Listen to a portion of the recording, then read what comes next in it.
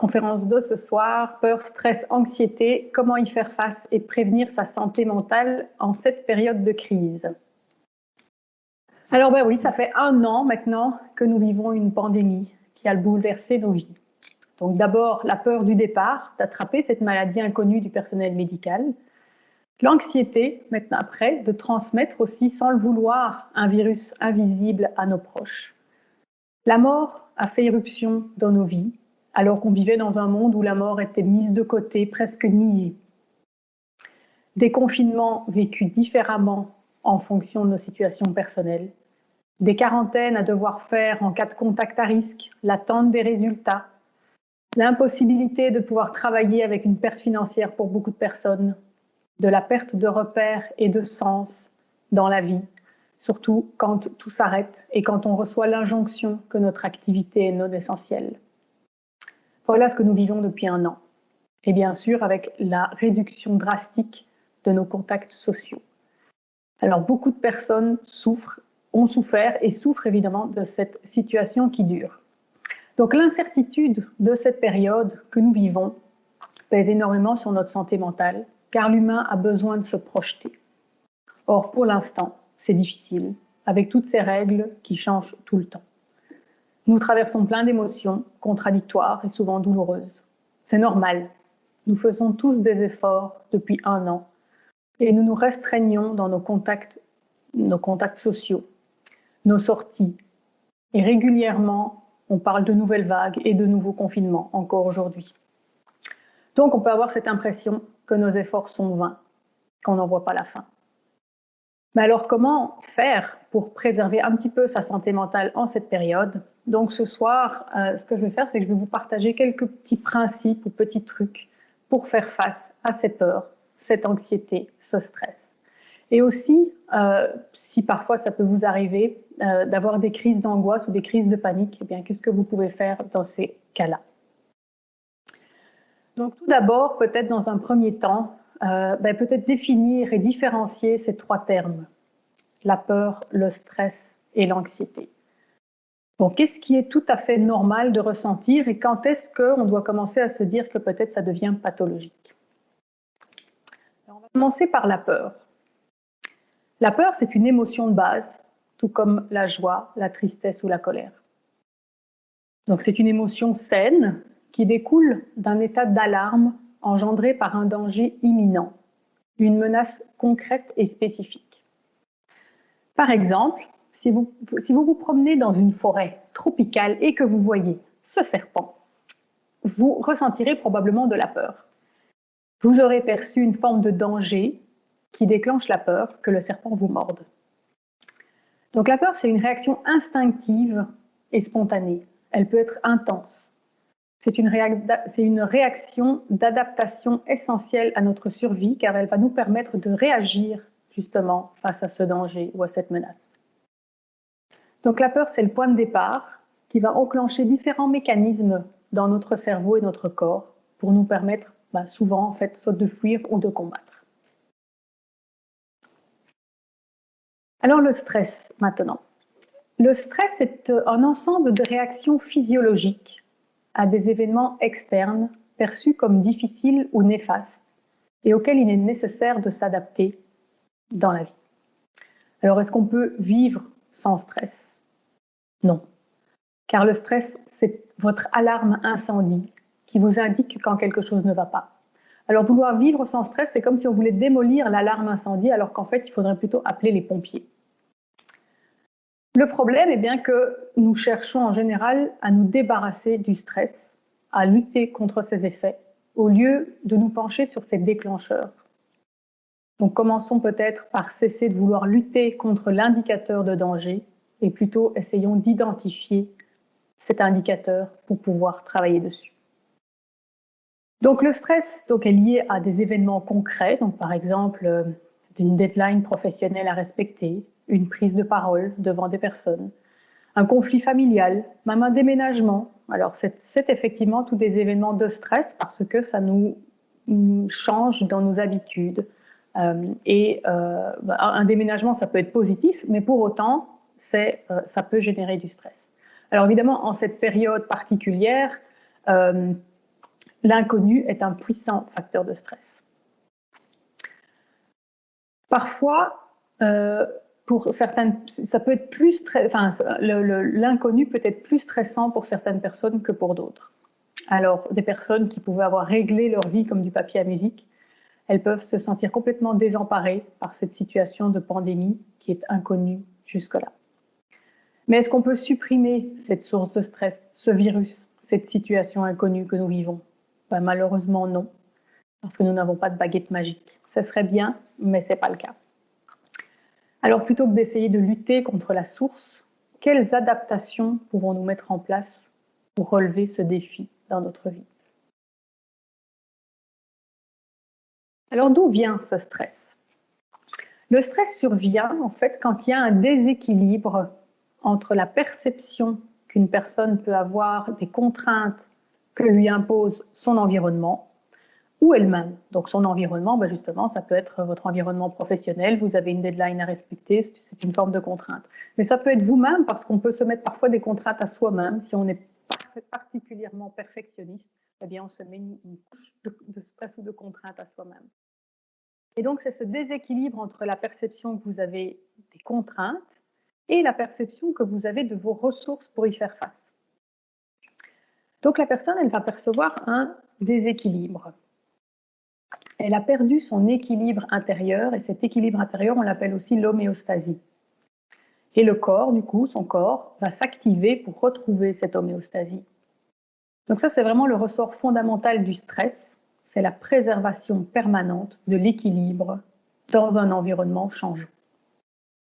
Donc imaginez, vous devez prendre la parole en public. Alors certaines personnes vont se dire, moi, pas de souci, moi je me sens capable de faire ça. Et donc, il n'y a pas de déséquilibre, elle a l'impression qu'elle a les ressources, il n'y a pas de déséquilibre, donc pas de stress. Puis il y a d'autres personnes qui vont se dire, oh, jamais de la vie j'y arriverai. Et donc là, évidemment, gros stress parce que la personne ne se sent pas avoir les ressources pour le faire. Donc c'est vraiment une question de perception individuelle, parce que la situation, elle est la même. Prendre la parole, c'est prendre la parole. Donc c'est important de se rendre compte que c'est vraiment une perception individuelle. Alors, je peux vous donner un autre exemple, peut-être plus lié justement à la situation. On va peut-être se remettre dans la circonstance du tout premier confinement, donc il y a 1 an.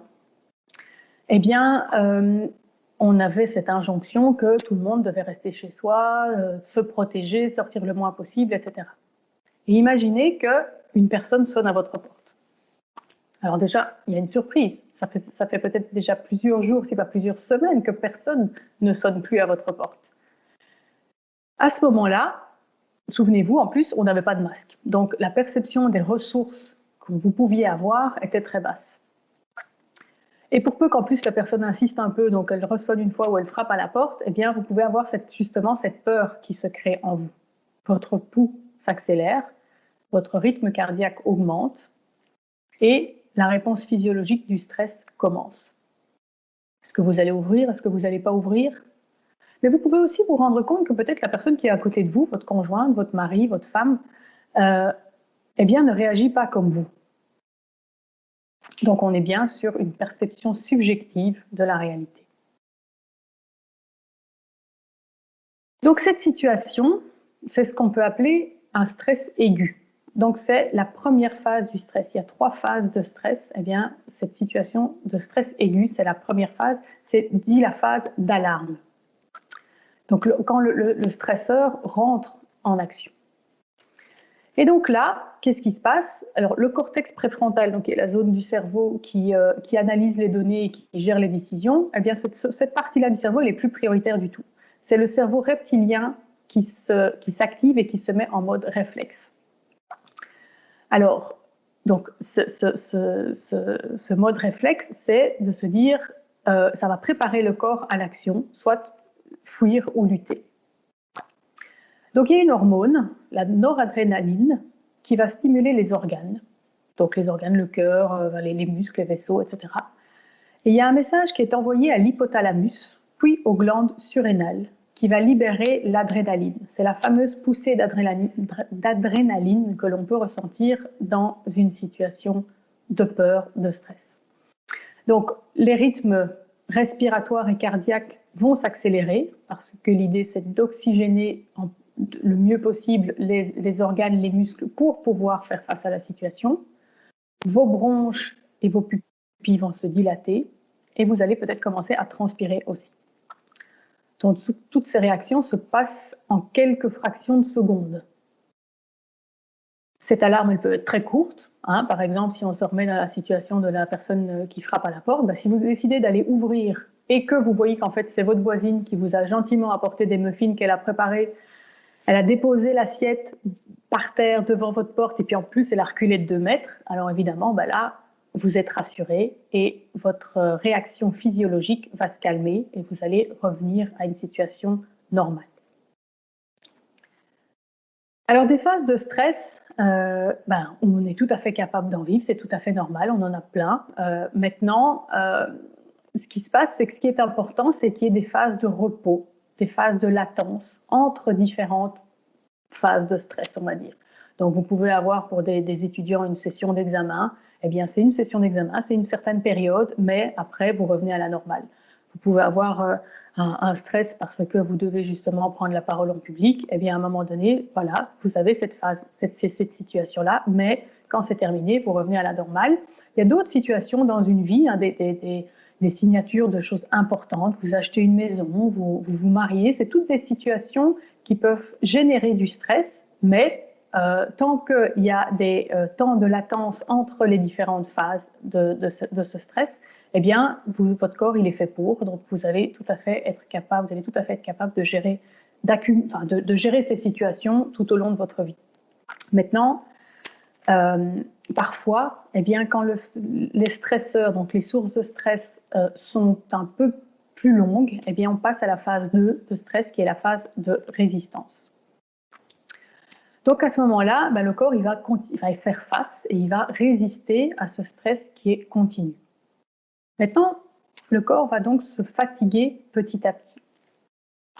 Donc pour éviter d'être dans cette phase d'alarme permanente, le corps va produire ce qu'on appelle du cortisol. C'est cette fameuse hormone de stress qui va être créée pour réguler le métabolisme. Donc le système nerveux va calmer le rythme cardiaque, la respiration va se calmer, la tension artérielle va diminuer, parce qu'en fait, ce serait impossible de vivre sous un shoot d'adrénaline en permanence. Donc cette seconde phase de stress, elle va permettre de rester vigilant, mais de restaurer ce fameux équilibre interne, cette fameuse homéostasie.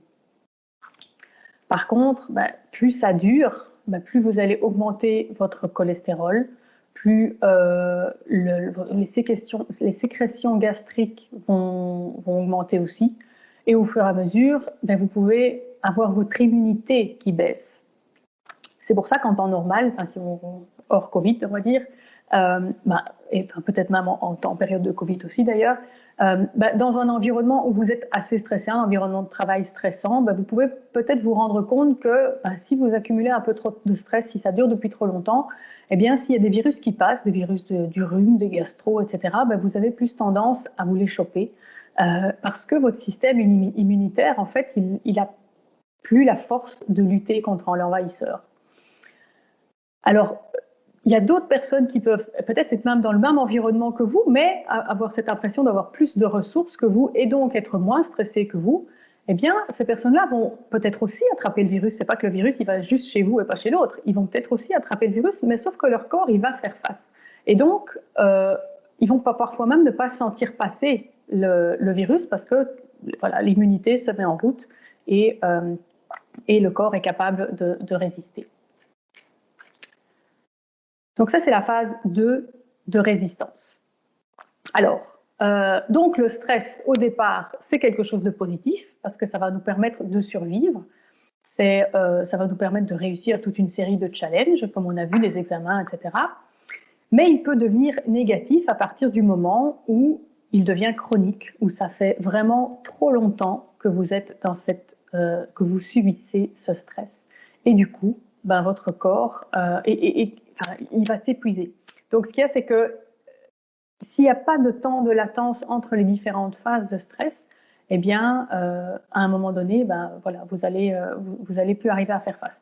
Imaginez, bon, c'est des choses qu'on vit malheureusement beaucoup. Imaginez que vous êtes tous les jours coincé dans des embouteillages et que tous les jours vous courez après le temps. Si vous avez en plus une surcharge de travail parce que vous venez de finir un dossier important et juste derrière, il y a un autre dossier encore plus important, encore plus urgent qui vous tombe dessus. Donc, toutes ces situations-là font que le stress va s'accumuler et vous n'allez pas avoir... Et ce n'est pas les petites semaines de vacances qui vont vous permettre de recharger vos batteries. Alors, évidemment, il faut penser au personnel soignant dans cette période de Covid qui, en plus, fait face à une pénurie de main-d'œuvre. Donc, imaginez ces personnes-là qui n'ont pas la possibilité d'avoir des périodes de latence, ou pas suffisantes en tout cas, pour pouvoir recharger leur batterie et faire face. Alors survient ce qu'on appelle la phase 3. Quand on est dans un stress chronique, eh bien, on peut être dans cette phase d'épuisement. Ce qui se passe à ce moment-là, c'est que le corps, il épuise complètement toutes ses ressources tellement il lutte contre la situation. Donc le cortisol, qui est cette hormone de stress qui va au départ être là pour réguler le mécanisme, eh bien, ce cortisol va saturer le cerveau, ce qui fait qu'en fait, il ne va plus du tout jouer ce rôle de régulateur et de contrôle. Alors, on peut à ce moment-là avoir des effets nocifs sur le cerveau, sur les organes. Donc c'est à ce moment-là aussi que tellement vous êtes sous stress, vous pouvez avoir des maladies cardiovasculaires, vous pouvez avoir des pathologies digestives. On a parlé de sucs gastriques tout à l'heure dans la phase 2, mais plus ces sucs gastriques se produisent, plus vous pouvez avoir des ulcères à l'estomac et toute une série de pathologies digestives.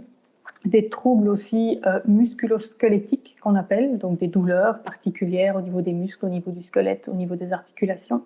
Et puis ça peut avoir un impact sur votre santé mentale. Donc vous pouvez avoir des pertes de sommeil, des troubles de l'humeur aussi, peut-être même pour certains ça peut aller jusqu'à la dépression, et au stade final, le fameux stade final de stress, c'est le burn-out, et à ce moment-là, vous avez perdu complètement toute votre énergie, votre corps est arrivé au bout de ses limites physiques. Et puis avec des conséquences évidemment mentales et psychologiques derrière. Donc voilà les 3 phases de stress. Alors évidemment, quand on parle de stress, souvent on pense aux phases 2 et aux phases 3 et on ne s'imagine pas que pour finir, le stress au départ, c'était quelque chose de positif qui nous permettait de survivre. Donc d'une certaine manière, heureusement qu'il existe, mais ce qui est vraiment important, c'est d'arriver à écouter ces différents messages que votre corps vous envoie. Écoutez son corps parce que c'est à ce moment-là que vous pouvez travailler, faire quelque chose, enfin travailler, agir en tout cas sur les sources de stress. Parce que par exemple, si vous avez en permanence des douleurs dans le dos, on sait très bien quels sont les points dans le dos qui sont des pointes de stress. Si vous avez ces pointes-là très souvent, si vous avez mal au ventre très souvent, si vous avez des troubles du sommeil très souvent, eh bien, c'est peut-être intéressant d'aller creuser pourquoi. Qu'est-ce qui se passe? Qu'est-ce que vous pourriez peut-être faire aussi dans votre vie? Qu'est-ce que vous pourriez changer pour soit diminuer les stresseurs, donc les sources de stress, mais aussi peut-être pour augmenter vos ressources pour y faire face. Et c'est là que des formations, par exemple, en gestion du stress, peuvent vous aider. Parce que non seulement elles vont vous aider à identifier vos stresseurs personnels, quand je dis personnels, c'est parce qu'il y a toujours cette notion de perception personnelle, donc vos stresseurs à vous sont peut-être différents des stresseurs de votre voisin, mais aussi pour vous outiller pour pouvoir augmenter vos ressources. Et en cette période de pandémie, malheureusement, eh bien, on a tous intérêt à apprendre à augmenter ses ressources, puisque malheureusement, on n'a pas le pouvoir de faire disparaître cette source de stress, ce virus, ce maudit virus. Alors, on a fait la peur, le stress, et maintenant l'anxiété. Donc, le 3e terme à définir. Donc, l'anxiété, en fait, elle se fonde sur la peur. Mais c'est une peur diffuse. Donc l'anxiété, c'est une réponse émotionnelle à une pensée menaçante, plus ou moins vague. C'est la crainte d'un danger, mais non représenté, avec un sentiment d'impuissance en plus. L'anxiété, c'est une émotion universelle et elle est normale et saine aussi, tout comme la peur, parce qu'elle a une fonction de protection et d'adaptation. Tout le monde ressentira ou ressent, a déjà ressenti ou ressentira un jour dans sa vie de l'anxiété. Donc c'est une réaction utile, saine de notre organisme, mais malheureusement, elle peut de temps en temps devenir pathologique. Donc être anxieux, en fait, c'est imaginer sans savoir. C'est anticiper une menace, imaginer, donc quelque chose du futur. C'est comme si on avait l'impression qu'on avait une boule de cristal, mais en fait, on n'en a pas. En plus, avec une perception qui est d'office subjective, et en plus, avec une interprétation qu'on se fait de la situation, et cette interprétation, elle est plus souvent négative, si même pas, d'ailleurs, parfois catastrophique. Donc l'anxiété, comme je l'ai dit, tout comme la peur, est utile. Elle va vous permettre de vous protéger de possibles conséquences négatives et de vous adapter à la situation que vous vivrez. Par exemple, on peut être anxieux avant un entretien d'embauche, et on aura tendance justement à se préparer à devoir répondre à toute une série de questions. Comme ça, si le recruteur vous pose des questions, eh bien, vous saurez quoi répondre, vous aurez réfléchi à l'avance. Mais un entretien d'embauche, ce n'est pas quelque chose de dangereux où votre vie est menacée. Pourtant, vos réactions corporelles, les réactions que vous allez avoir, elles sont similaires à celles que vous auriez en situation de réel danger. Et bien sûr, si on revient à cette période, toujours, il est bien sûr normal d'être anxieux car on va anticiper sur quelque chose d'inconnu et d'imprévisible. Personne ne sait comment va se comporter le virus, le nombre de contaminations, le nombre de morts, ni quelle réaction vous allez avoir si vous l'attrapez. Est-ce que ce sera pour vous simplement une grosse grippe ou est-ce que vous serez hospitalisé? Donc on est dans une incertitude et une frustration aussi. Or, l'être humain aime avoir le contrôle sur ce qu'il vit.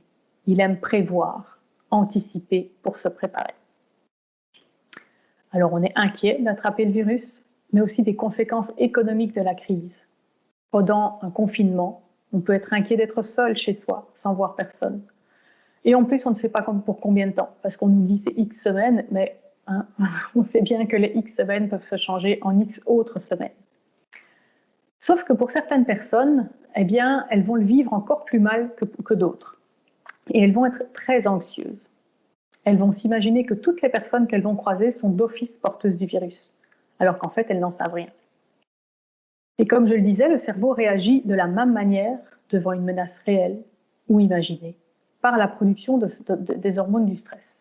Donc ça explique que les personnes qui sont anxieuses, elles ont tendance à produire beaucoup d'hormones de stress, car elles vont anticiper constamment des menaces imaginées. Donc avec l'anxiété, le mental se met en route et on imagine des dangers.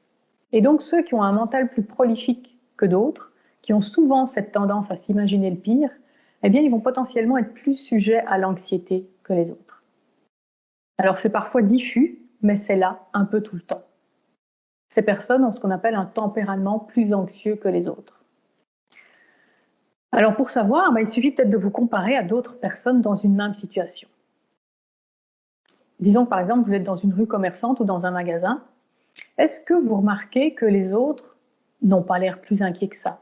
Ils réagissent assez normalement. Bon, évidemment, ils ont leur masque, mais vous, par contre, vous faites super attention à garder vos distances, vous essayez de rien toucher, vous avez votre cœur qui commence à s'emballer, à battre plus vite, etc., votre respiration qui s'accélère, et les autres personnes à côté, non. Alors, on parle d'anxiété de trait quand ça fait justement référence à un trait de personnalité des personnes qui sont plus anxieuses. Et les personnes qui présentent justement davantage d'anxiété de trait ont tendance à envisager plus souvent alors les situations comme menaçantes. Alors chez la personne anxieuse, le cerveau devient en état d'alerte à l'égard de son environnement et a pour but de détecter les sources de danger. Elle va posséder du coup un espèce de radar de menace interne qui est plus sensible et plus réactif que d'autres personnes. Alors l'anxiété, du coup, elle peut devenir un frein pour profiter pleinement et de manière agréable de la vie. Et c'est là que ça va devenir pathologique. On parle alors de troubles anxieux. Donc en conclusion, par rapport à cette première partie sur les 3 termes, La peur, le stress et l'anxiété ont plusieurs similitudes. D'abord, ils sont tous les trois essentiels à notre survie. La peur et l'anxiété sont des émotions, alors que le stress est une réponse physiologique de l'organisme. Et pour pouvoir les distinguer, il faut prendre alors peut-être en considération l'origine de la menace. Parce que pour la peur, il y a une menace réelle, immédiate dans l'environnement, alors que pour l'anxiété, c'est plutôt une menace potentielle, plus lointaine ou incertaine. Alors, quand est-ce que l'anxiété devient pathologique? Donc ça devient pathologique quand vous en souffrez déjà, et quand ça devient trop régulier. Donc quand vous vous inquiétez un peu pour tout et pour rien, tout le temps, et aussi quand votre relationnel avec les autres en pâtit. Aussi si votre anxiété vous bloque plutôt que de vous mobiliser. Donc pour certaines personnes anxieuses, elles vont vous dire « ouais, moi, m'inquiéter, ça m'aide parce que comme ça, je me prépare à agir contre l'incertitude ». Et c'est vrai qu'il y a des moments, clairement, où l'anxiété va vous mobiliser. Hein, si vous devez imaginer que vous avez une boule sous la peau, ben vous allez vous inquiéter et vous allez faire quoi? Ben vous allez prendre un rendez-vous chez le médecin. Donc vous passez à l'action et c'est très bien. Mais le plus souvent, en fait, l'inquiétude, elle est inutile car ça touche à quelque chose de, soit d'insignifiant ou de très peu probable. Et dans ces cas, la personne anxieuse ne va pas passer à l'action. Donc posez-vous simplement la question de savoir si votre inquiétude, votre anxiété, en général, elle a tendance à vous mobiliser ou plutôt à vous paralyser. Et plus on est anxieux, plus ça va aussi accaparer notre esprit et plus ça va diminuer notre énergie mentale pour trouver des solutions. Mais tant qu'on ne réalise pas que s'inquiéter ne sert à rien, on va tourner en rond. Donc prendre conscience de savoir si ça vous mobilise ou si ça vous paralyse, c'est un point important. Alors, il y a des personnes aussi qui vont mettre en place des stratégies d'évitement. Et à partir du moment où vous mettez des stratégies d'évitement en place, peut-être que votre anxiété, elle devient pathologique.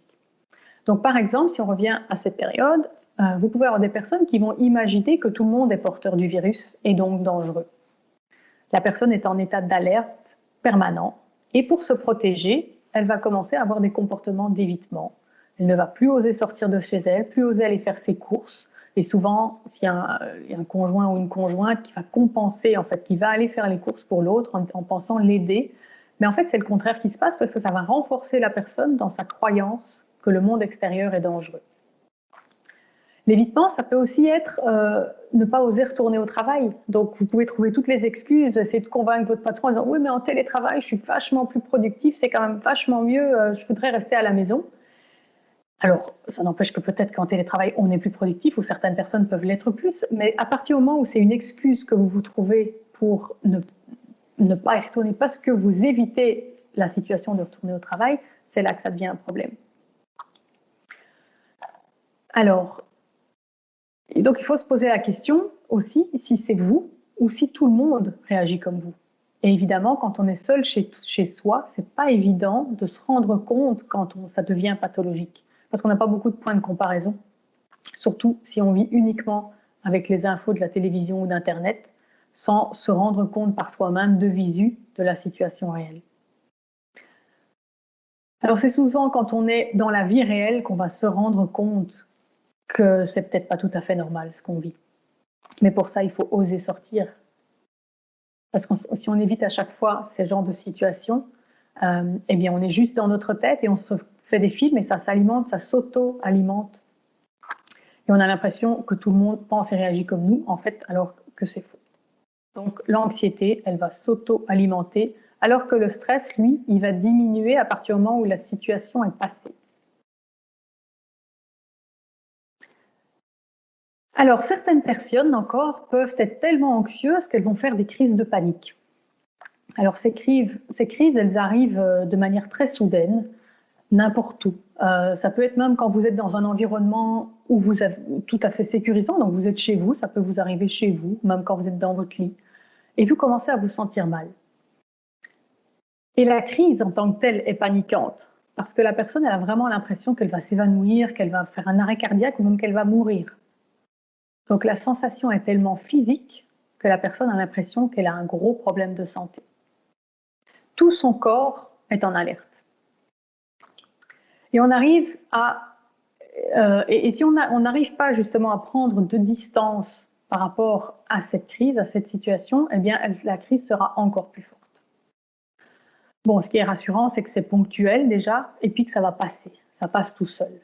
Mais ça n'empêche que c'est tellement traumatisant pour certaines personnes qu'elles vont commencer à avoir peur de faire des crises de panique devant d'autres personnes, et elles vont du coup mettre en place des stratégies d'évitement pour éviter de sortir de chez elles, pour ne pas risquer de faire ces crises devant les autres, et donc elles vont s'isoler de plus en plus, et du coup ça fait un cercle vicieux parce que voilà, cette angoisse va s'auto-alimenter.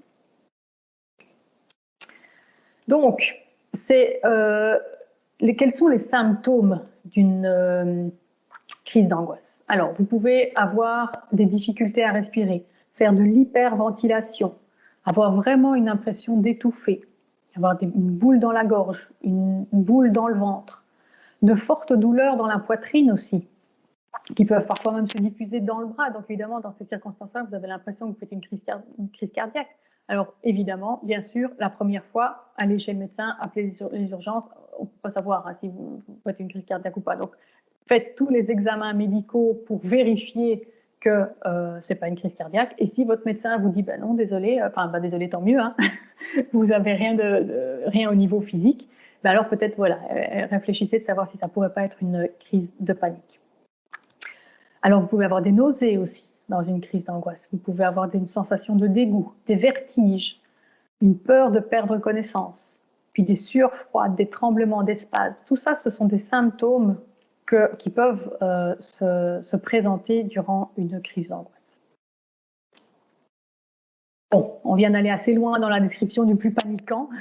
Donc maintenant, comment faire pour préserver sa santé mentale et pour aller mieux? Donc, deuxième partie de la présentation sur aller mieux, faire des petites choses pour aller mieux. Donc, première chose déjà, si on revient à cette crise d'angoisse, parce que je ne vais pas vous laisser sur les symptômes de la crise d'angoisse et puis si ça m'arrive, qu'est-ce que je fais? Eh bien, donc, non seulement, si c'est pas la première fois que vous la faites, vous savez que vous connaissez les symptômes et vous savez que ça vient, vous savez que c'est une crise d'angoisse qui arrive. Et donc, à ce moment-là, ce que vous pouvez faire, ce qui est conseillé de faire, c'est de vous réfugier dans un environnement, dans un espace sûr et apaisant. Donc, ça peut être évidemment un lieu réel. Donc, vous pouvez, si vous êtes au travail, fermer la porte de votre bureau ou aller dans une salle de réunion libre. Vous pouvez aussi vous réfugier sur le parking dans votre voiture. Mais parfois, ce n'est pas possible. Et donc, à ce moment-là, essayez de vous réfugier dans un espace intérieur, un espace mental. Donc, vous pouvez fermer les yeux, vous asseoir et vous visualisez un endroit qui vous plaît. Ça peut être votre jardin, ça peut être la nature, la forêt, ça peut être sur une plage en vacances, n'importe où. Mais visualisez vraiment un lieu apaisant. Alors, dans ces moments-là, il faut prendre conscience que ça vient, mais il ne faut certainement pas lutter. C'est justement essayer de lâcher prise et d'accepter que cette crise d'angoisse arrive, parce que justement, plus vous l'acceptez, moins les symptômes seront intenses et plus elle passera vite. Donc, il faut c'est se rendre compte que physiquement, vous n'êtes pas en danger, mais que c'est votre perception subjective qui s'emballe. Donc, ça ne sert à rien aussi pendant une crise d'angoisse de chercher des explications rationnelles, parce que voilà, ce n'est pas le moment. Donc, c'est vraiment juste se mettre à l'écoute de ce que vous vivez à ce moment-là. Ensuite, vous pouvez commencer à faire des petits exercices de respiration. Donc, essayez de ralentir le plus possible votre respiration. Mais c'est vrai que quand on est dans un moment où notre respiration est très saccadée, vous pouvez peut-être utiliser la technique de la respiration en carré. Donc, ça veut dire quoi la respiration en carré? C'est que vous inspirez pendant 4 secondes, vous bloquez votre respiration pendant 4 secondes, vous expirez pendant 4 secondes et puis vous rebloquez votre respiration pendant 4 secondes. Donc là, vous avez les poumons vides et vous bloquez votre respiration. Alors pourquoi cette technique fonctionne? C'est parce que quand on est angoissé, notre respiration, évidemment, elle s'accélère, mais ça devient complètement inefficace. C'est une respiration très superficielle. Et cette hyperventilation qu'on a fait qu'on va accumuler plus de gaz carbonique et on va manquer d'oxygène. Donc, et puis les contractures, on va dire, de respiration saccadées, ça va faire en sorte que vos muscles vont se contracter, que votre cœur va battre plus vite aussi. Et tout ça, ça dérègle complètement l'oxygénation de votre corps. Et donc, cette respiration en carré, ça va permettre justement de réguler et de calmer la situation. Alors, 4 secondes, c'est recommandé. Maintenant, si ça vous paraît impossible, essayez de faire 3 secondes et peut-être au fur et à mesure d'augmenter, passer à 5, 6, 7 secondes pour vraiment ralentir le rythme. Maintenant, cette respiration en carré, vous pouvez la faire, il faut la faire plusieurs fois, pas juste une fois évidemment. Faites plusieurs cycles parce que plus vous faites de cycles, plus ça va avoir un effet apaisant sur du long terme. Donc ça, c'est un exemple de respiration. Maintenant, évidemment, il y a plein d'autres types de respiration. Il y a la cohérence cardiaque, il y a toute une série de choses qui sont intéressantes. Mais en cas de crise d'angoisse, cette technique-là, elle fonctionne bien. Alors, ce que vous pouvez faire aussi, c'est focaliser votre attention sur ce qui se passe ici et maintenant. Parce que la crise d'angoisse, c'est qu'à un moment donné, vous allez commencer à vous faire des films catastrophes et avoir cette impression que vous allez mourir. Donc, focaliser son attention dans l'ici et maintenant, ça peut être par exemple en énonçant lentement tout ce que vous voyez dans la pièce, qui est juste autour de vous. Donc, vous avez une tasse grise, vous avez un écran vert, vous avez une lampe rouge, n'importe quoi, et vous allez citer à voix haute, si possible, ça serait quand même, pour que vous vous entendiez aussi dire les choses. Et voilà, au fur et à mesure, vous citez tout ce que vous voyez avec la forme, la couleur, etc. pour réactiver votre attention, pour focaliser votre attention en fait sur l'ici et maintenant. Alors, on a parlé de la crise, maintenant, par rapport à des pensées anxieuses. Donc, une petite technique que vous pouvez utiliser, si vous avez vos pensées, vous n'êtes pas en crise en particulier, mais vous sentez que vous avez ces pensées anxieuses qui s'activent. Et donc, il y a une technique qui s'appelle la technique du changement de pensée, qui est une bonne technique pour arrêter ce flot de pensées anxieuses. Donc, par exemple, là, je vais prendre une petite métaphore d'une psychologue québécoise qui s'appelle Dany Beaulieu et qui parlait je trouvais ça très, très chouette, sa métaphore. Donc, imaginez en fait que quand votre cerveau il s'emballe comme ça, c'est comme si vous aviez une société de marketing qui vous appelle pour vous vendre un nouveau canapé ou des panneaux solaires ou n'importe quoi. Enfin, vous avez certainement, ça vous est tous arrivé d'avoir ces coups de téléphone et ça vous intéresse pas du tout, mais enfin bon voilà. Et en général, en plus, ces personnes-là, les premières questions qu'elles vous posent, c'est des questions où la seule réponse est oui. Et donc, ça enclenche ce qu'on appelle un effet d'acquiescement, et donc vous pouvez avoir du mal à raccrocher, à arrêter la discussion parce que vous commencez à répondre oui aux questions. Et pourtant, j'imagine que avec ce genre de coup de téléphone, à un moment donné, vous arrivez à dire à la personne, écoutez, merci, mais ça ne m'intéresse pas, et vous arrivez à raccrocher. Donc, imaginez que c'est un peu la même chose avec votre cerveau qui génère comme ça plein de pensées anxieuses. Et donc, vous pouvez vous dire, je te remercie pour l'info, mon cerveau, mais j'ai bien pris note, mais ça ne m'intéresse pas. Donc, tout comme d'ailleurs avec les vendeurs, au lieu de leur raccrocher méchamment au nez ou en tout cas de manière impolie au nez, vous pouvez leur dire merci beaucoup, monsieur et madame. J'ai bien entendu que vous essayez de me vendre tel et tel truc, mais ça ne m'intéresse pas. Je vous remercie. Au revoir. Donc, pareil. Donc, c'est l'idée en fait de dire à votre cerveau, j'entends bien, je comprends. Enfin, il y a des messages. J'entends que tu t'actives, mais là, non. Je dis stop. Et donc, cette technique-là, du coup, c'est de dire stop mentalement. Alors, en quoi ça consiste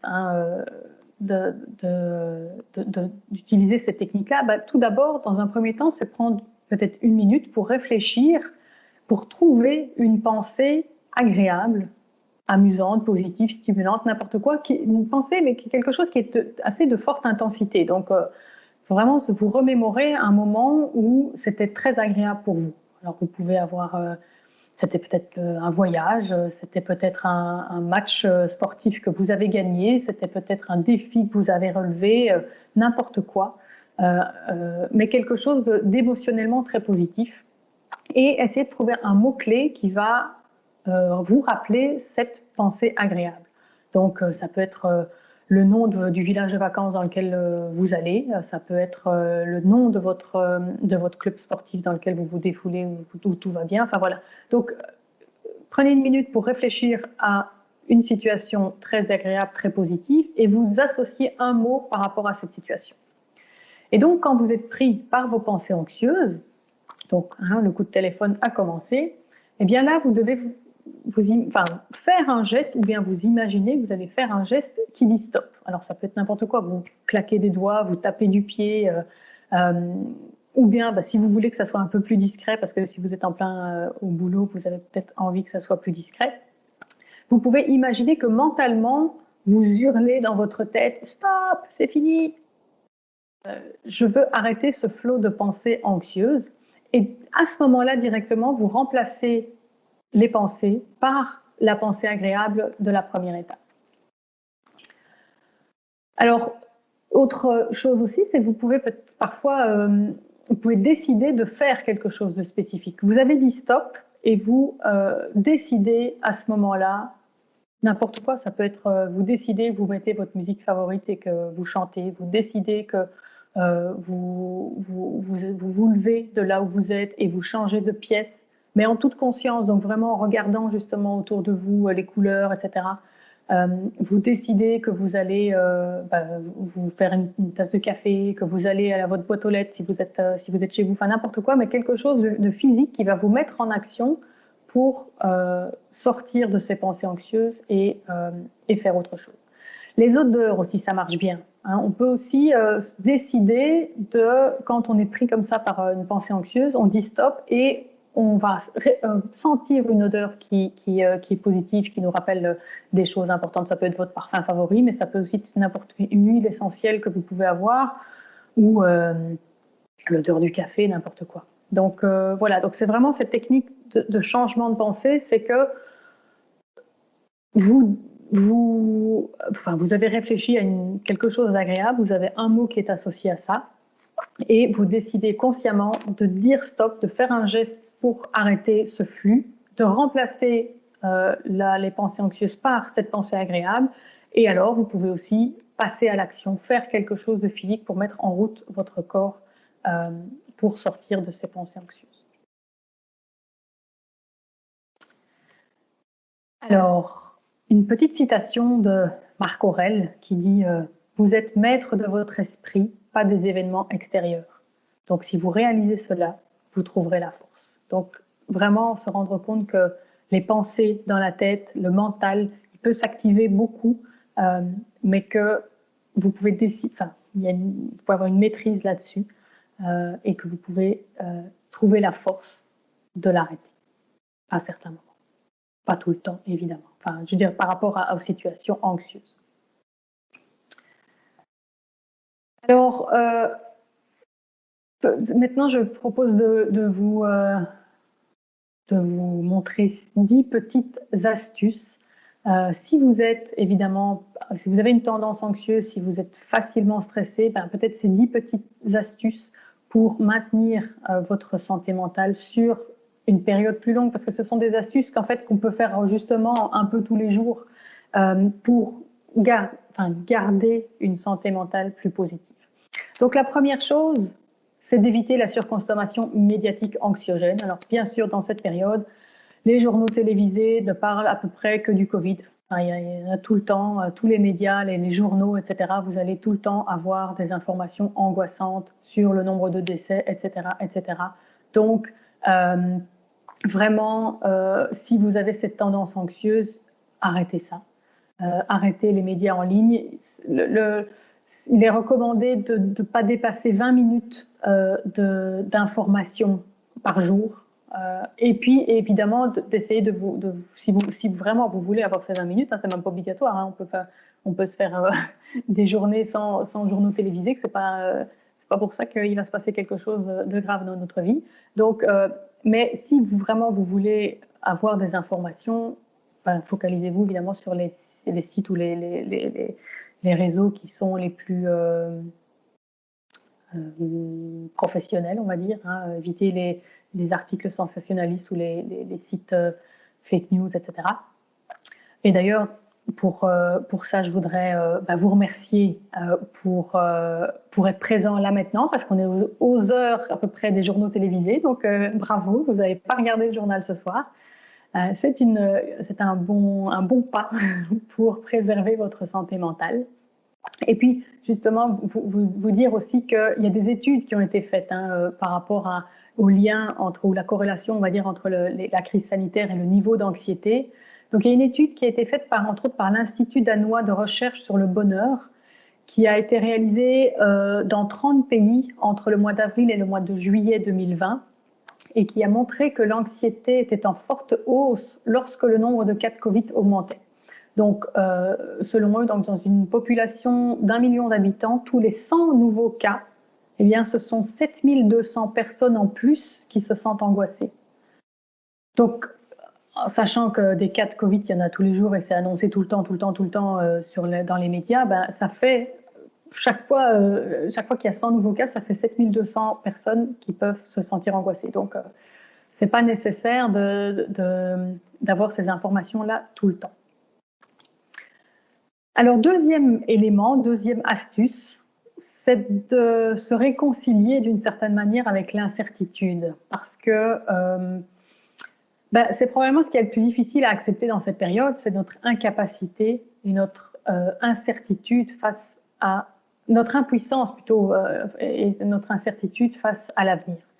Donc, pour faire face à ça, on peut apprendre à lâcher prise, hein, c'est un terme facile comme ça, mais vraiment se dire que c'est pas toujours facile dans une société de lâcher prise, bien sûr, dans une société aussi où tout est réglé, où on veut tout contrôler. Mais les personnes qui souffrent d'anxiété, souvent, elles ont une intolérance plus grande à l'incertitude que les autres. Parce que particulièrement, ces personnes-là, elles veulent tout contrôler. Quitte justement à s'enfermer de plus en plus dans des comportements parfois hyper répétitifs. Hein, quand on parle de TOC, par exemple, de troubles obsessionnels compulsifs, eh bien, ce sont des personnes qui ont des troubles anxieux. Donc, dans notre quotidien, dans votre quotidien, essayez de laisser une petite part à la surprise et à l'improvisation.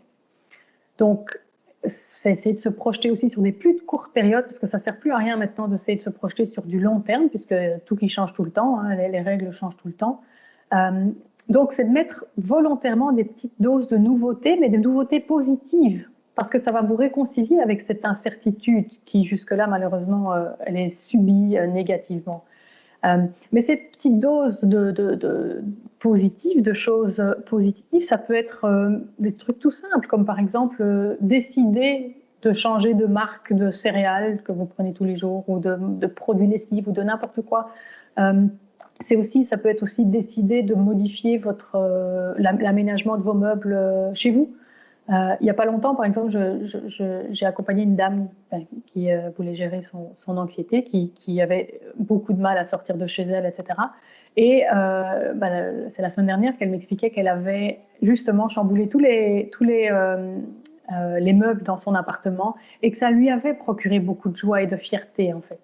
Donc, c'est toutes des petites choses, mais c'est petit à petit qu'on arrive à se sortir de cette anxiété.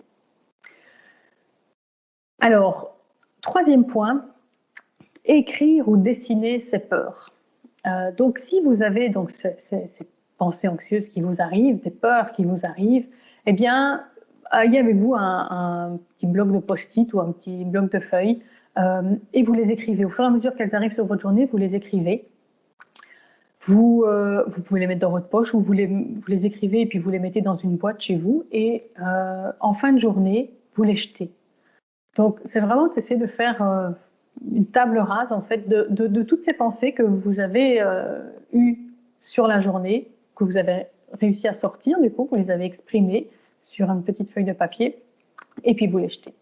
Vous pouvez dessiner ces peurs, dessiner ces émotions, ces états d'âme, c'est aussi quelque chose de très intéressant, c'est un chouette remède, parce qu'en plus, avec le dessin, eh bien, on crée quelque chose. Et puis, on peut être fier aussi d'avoir créé quelque chose.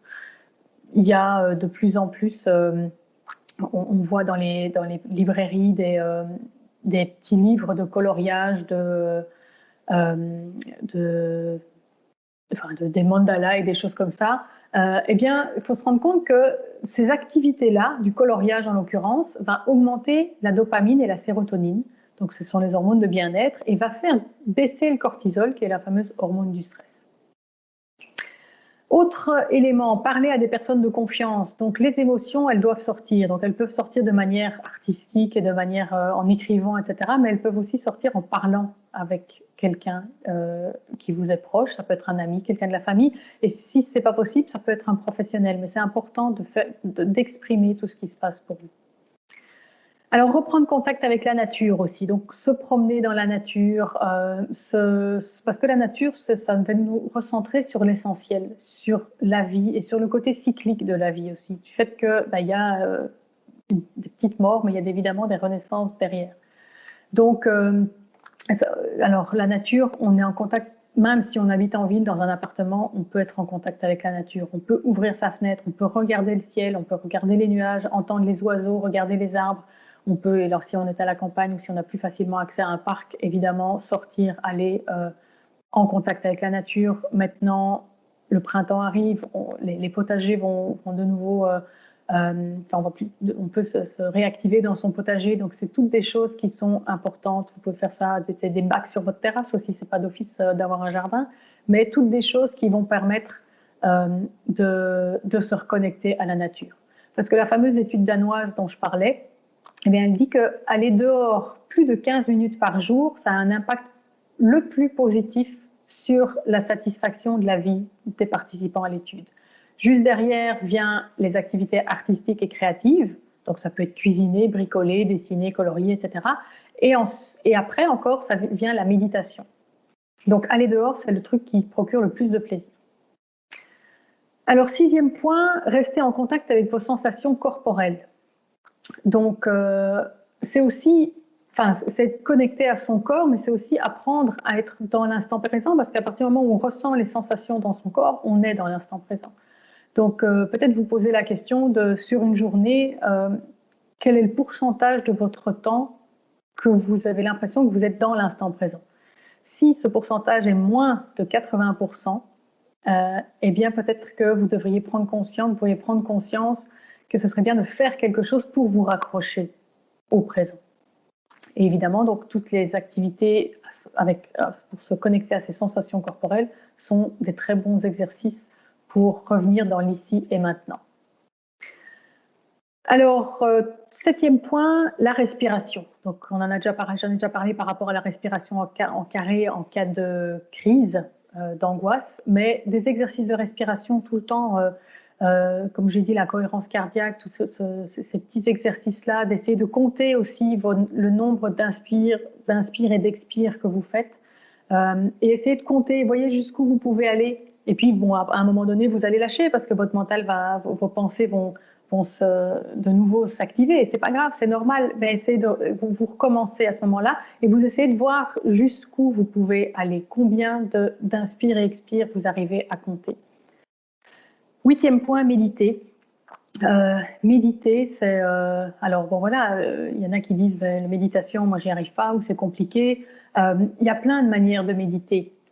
Ça peut être simplement ça peut être de la pleine conscience. La méditation de pleine conscience, c'est une forme de méditation. Et c'est quoi? C'est d'être pleinement conscient de ce qui se passe là. Donc tout à l'heure, je vous dis, vous ouvrez votre fenêtre. Eh bien, méditer, c'est aussi justement pouvoir écouter tout ce qui se passe, sentir toutes les odeurs, voir tout ce qui est autour de vous. Et donc, c'est d'être aussi dans l'ici et maintenant, parce que avec les pensées, on peut souvent être soit dans l'avenir, soit dans le passé, de ce que j'aurais dû faire, parce que j'aurais dû faire que j'ai pas fait dans le passé, ou ce que je devrais faire plus tard. Mais méditer, c'est être dans l'instant présent et voir ce qui se passe. Alors, vous avez toutes des petites des applications qui existent pour vous aider à méditer. Vous avez sur YouTube, il y a plein de vidéos pour vous aider à méditer. Mais il ne faut pas spécialement s'arrêter d'office dans ce que vous faites pour se dire « Ah bah tiens, je vais prendre 10 minutes pour méditer ». Vous pouvez faire ça dans votre voiture. Alors, vous ne fermez pas les yeux, évidemment, hein, mais vous mettez une musique douce et puis vous êtes simplement tout à fait conscient de ce qui se passe, là, ici et maintenant. C'est une forme de méditation. 9e point, prendre soin de vous et se faire plaisir, et vous faire plaisir. Donc, alors, ce n'est pas de l'égoïsme, certainement pas. C'est un peu comme dans un avion. Vous avez il est recommandé de mettre d'abord votre masque à oxygène avant d'aider quelqu'un d'autre. Eh bien, dans les circonstances de préserver sa santé mentale, eh bien là aussi, c'est penser à vous, parce que plus vous allez penser à vous, plus vous allez pouvoir aussi aider les autres grâce à votre état de bonne santé mentale. Alors, se faire plaisir, c'est plein de petites choses. Hein. Vous pouvez vous préparer un bon repas, regarder un chouette film, lire un livre inspirant, voilà, écouter de la musique, n'importe quoi qui peut vous faire plaisir.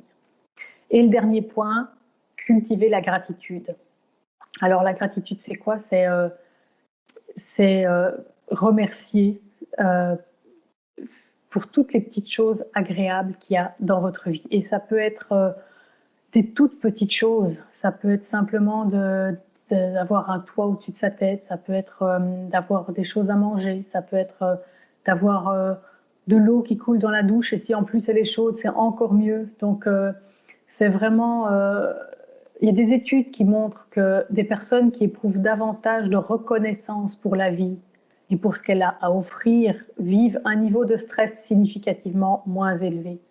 Donc c'est vraiment essayer de sortir de son agressivité généralisée envers les politiques, la police, les autres qui s'autorisent à faire des choses que vous ne vous autorisez pas, etc. Et que donc du coup vous allez ruminer de la rancœur.